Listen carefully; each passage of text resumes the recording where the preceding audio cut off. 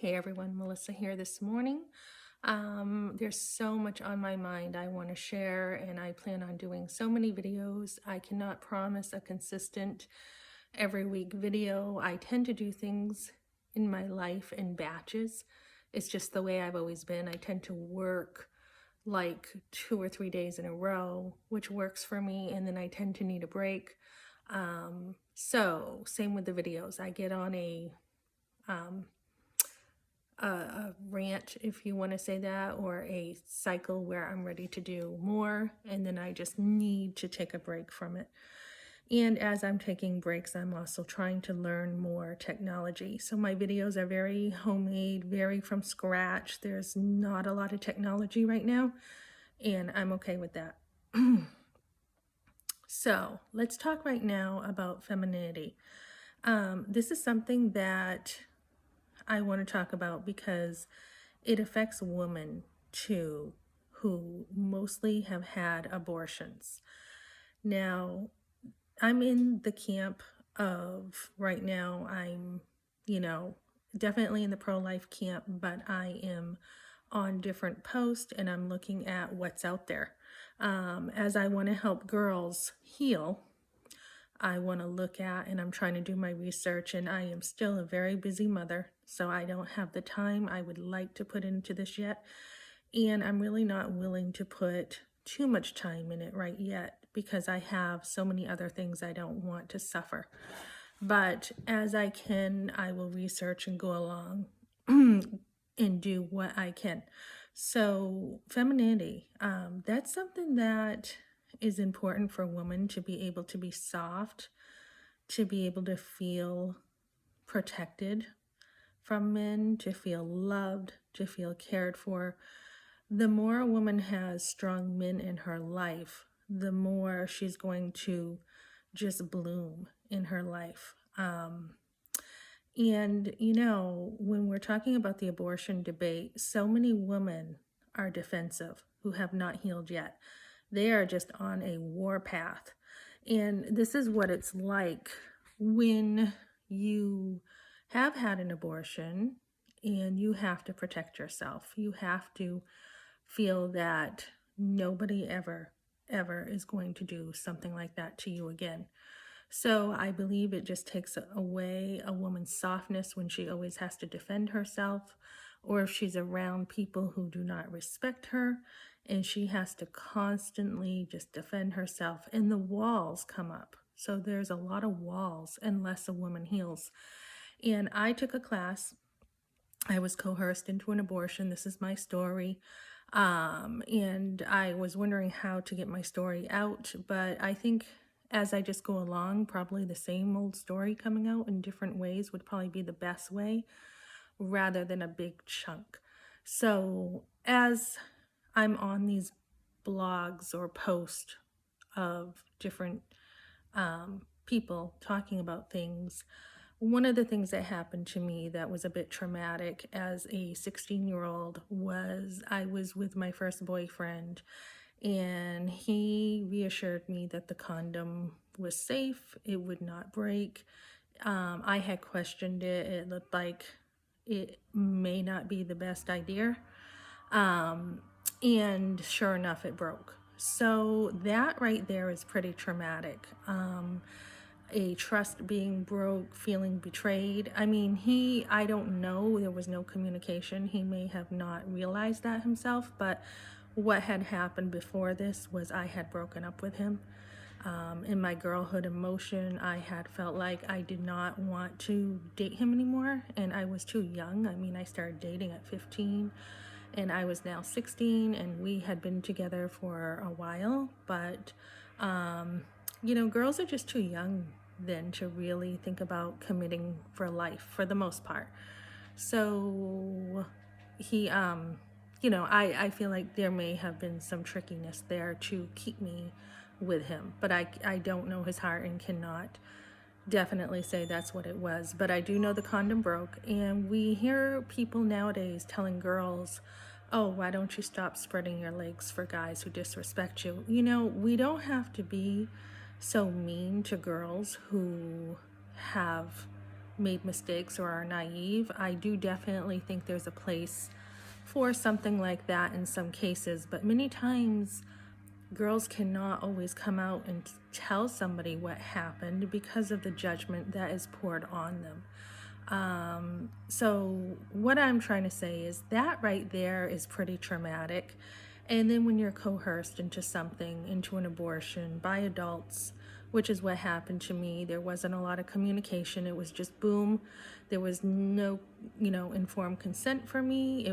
I was just taken upstairs and here's your abortion, taken to a restaurant while I dilated, no medication at all, brought back up to the clinic, and that's what happened. So, and then I just kind of walked home part way and gym the next day. It was, just going through the motions pretty much.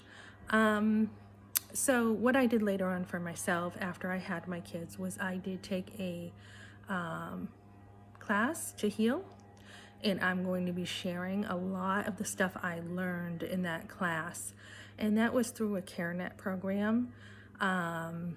Some of my thoughts initially are we need to do a better job, even in the counseling realm. I am very thankful for the help I did have, but we really do need to get the research down, understand what is really happening. I mean, everybody's story is different. We're not talking about it as a society. We're not getting into the details and the intricacies of what exactly happened. There's, when you're trying to get through this and heal, there is so much to deal with, and a 6-week class is always not enough to deal with such a thing. It is a process of healing. It is a process of looking at all the relationships that surrounded you, why certain thoughts were there, why certain things happened, and it's a long process. But mine was a good, probably, let me see. Well, when I had my kids, it's always in the background. You're pushing it aside because you have your kids to take care of, and you don't have time to take care of yourself when you have a lot of children. So, you need to do what you're supposed to do. You need to take care of your kids. If you're homeschooling, you need to do that. And as it comes out little by little, you're dealing with it.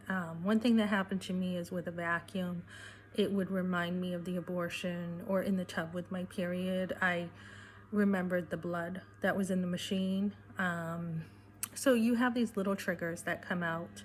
But as you take a block of a period of time to deal with it, a good 2 or 3 years, and you're dealing with it intensely, there's a lot that comes out. And you always feel, I believe, I was told, you will feel so much better once you're healed. And you do. Your femininity starts to come back. A lot of memories that you blocked are starting to come back. So you want to heal, and it's by God's grace that a woman can heal. It's knowing that God forgives as far as the east to the west, any part that you had in it. And I know for me, my story when I came to know Christ was, I was just, I have said this in another video, feeling my son kick. 1 + 1 = 2. I was understanding, even though I did not look pregnant, I had gained 22 pounds with my firstborn son. I didn't look fat. I was taken aback by him kicking so soon, where I did not have any knowledge or child development under my belt. And that was a trigger of when I did not look, when the abortion happened, I did not look pregnant at all. I mean, I would never even have thought as a kid when the condom broke that I would be pregnant. I thought I was invincible, as most kids do, and you just don't really think. You hear statistics, you hear things in school, you hear certain information, a lot of misinformation, like condoms don't really break. Yeah, they do. So for that reality to have hit me, that they really do break, and to be in a crisis situation was just really tough. But remembering, I had a very big social life, day after day, going to school, going out, being with friends, and I didn't even have the time to stop and think about taking that seriously when the condom broke, that I could have really been pregnant. And when you are busy like that, you just don't have the time. And when you don't look fat, which was like a number one fear, of even thinking that you could get fat as a teenage girl, you're not really processing that pregnancy doesn't always mean that you're going to look fat. So we definitely want to protect our femininity as women.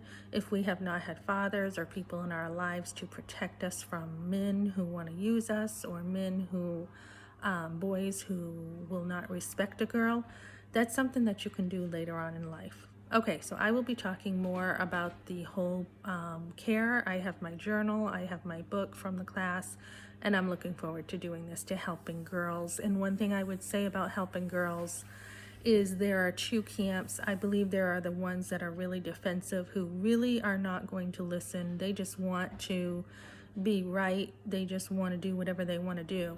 And then there are the girls who do want help. They do want to know, how do I deal with this? How do I deal with that? There's women out there who want to heal. The other camp of that side is there's women in denial who don't want to hear it.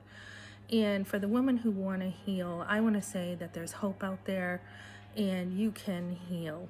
Just like you can come through pretty much anything in your life. There is not a there's a can-do attitude. There's not a I'm weak attitude that the pro-choicers want to push forward, that, I'm helpless, or it's too much to be pregnant. It's too much to have a baby. That's just such a defeating attitude, in my opinion. You can do anything you want to do in life, and we've been told that growing up.